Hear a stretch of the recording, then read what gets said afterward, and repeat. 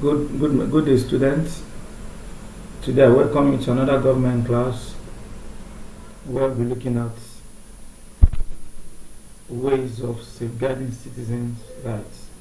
Remember, in our previous class we discussed ways by which citizens can lose their citizenship rights, or ways by which individuals lose their citizenship rights. So moving forward, today we'll be looking at ways of safeguarding citizens' rights. The first point we are going to consider here is independent judiciary, which can adjudicate on matters of citizens' infringement. Now, it is important for government to ensure that there is adequate independence of judiciary in any democracy where, or in any system, or in any government where judiciary is not independent. What it will amount to is citizens' rights will not be safeguarded, because the judiciary will end up taking side in giving any judgment to any case brought before them. So it is important for judiciary to be independent. The second point is respect for the rule of law. This point is the cardinal aspect of what we are discussing. If there is absence of rule of law, citizens' rights can never be safeguarded. If we are talking about safeguarding or protecting citizens' rights, the first one of the major elements that have to be considered is rule of law. But this is the bedrock of citizens' rights, because judiciary cannot do anything outside the rule of law.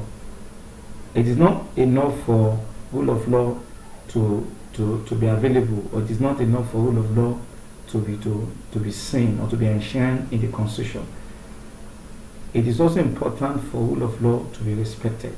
We've seen countries where of course, we've seen countries where there is rule of law, but at the end of the day, there is no respect for rule of law. The government in power most times don't actually, respect rule of law, especially the rich as well. So that is another point. Now we go to the third point: free press, which can serve as a watchdog against abuse of human rights. The press, of course, have to also be protected. Government must ensure freedom of the press if human rights are to be protected, because if there is any abuse of human rights, it is the press that will make it known. They are the one that will speak out, and others will know what is happening, and everybody will come together on a page to start criticizing the abuse of human rights. Awareness on the part of citizens on their rights. Of course, it is also good for citizens to know their rights. If you go to some countries, let me use Nigeria for example, a lot of citizens in Nigeria don't know their rights, and that is why you see those who are in authority, abusing the rights of citizens. If you don't know, it is only when you know your rights that you can start, you can fight for it. But a situation where you don't know your rights, of course, you can't fight for it, and that will not even prepare government to rise up to defend your rights. So government must ensure that enough awareness is done on the part of citizens on their human rights. The other point we have here is existence of Human Rights Commission. Of course, in Nigeria we have institutions like this, Human Rights Commission institutions, and these commissions are empowered to ensure that they ensure that the rights of the citizens, the human rights of citizens, are adequately protected. We have people who don't even have access to some of who don't know these rights. We have people who don't have probably they don't have the financial power to engage the services of a lawyer whenever they need to have their rights defended. So they run to Human Rights Commission, and Human Rights Commission serve an institution that stands up to defend the rights of the common man. Is that clear? Then we go to duties and obligations of citizens. What are the duties and obligations of citizens? You know, since we expect government to protect the rights of the citizenry, so it's also important for us to consider or examine the duties and obligations of citizens. The first point we have here is obedience to the law. Citizens are expected to obey the law.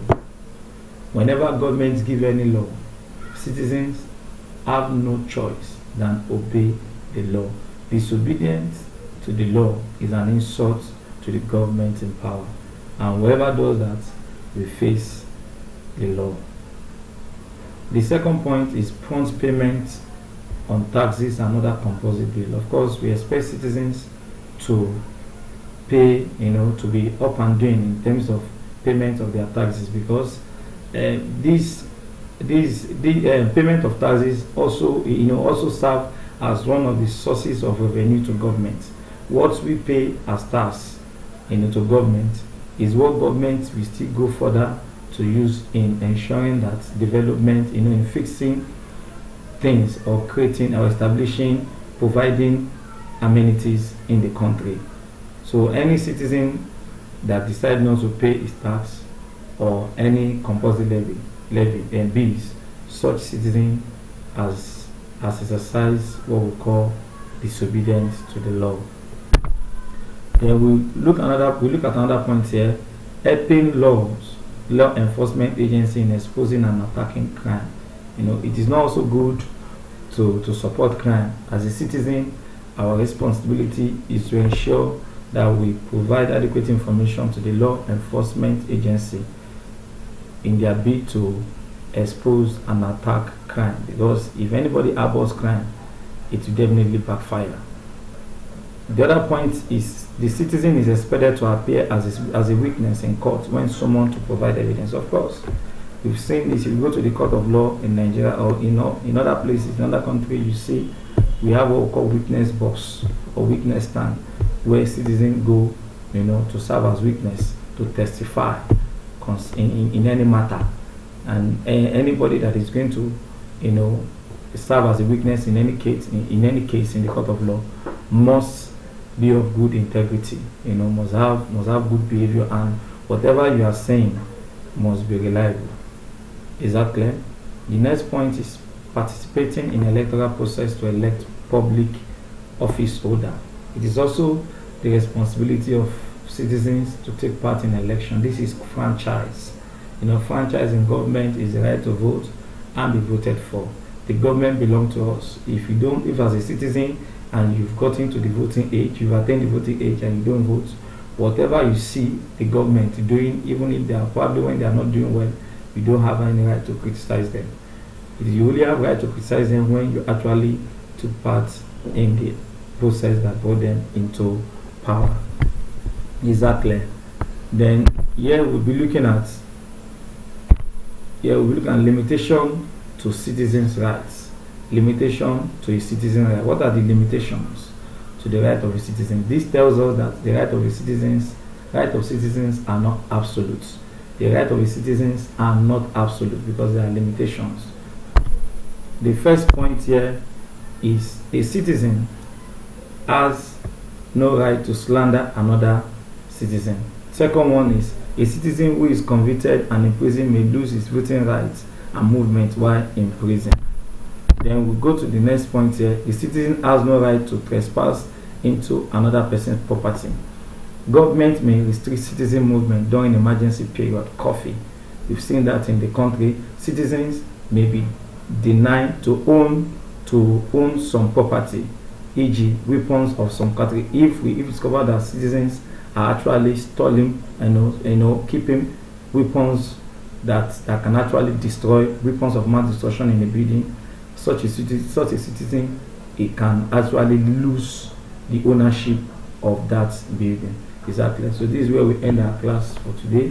I will see you in the next class. I hope you understood all that I've explained. See you in the next class.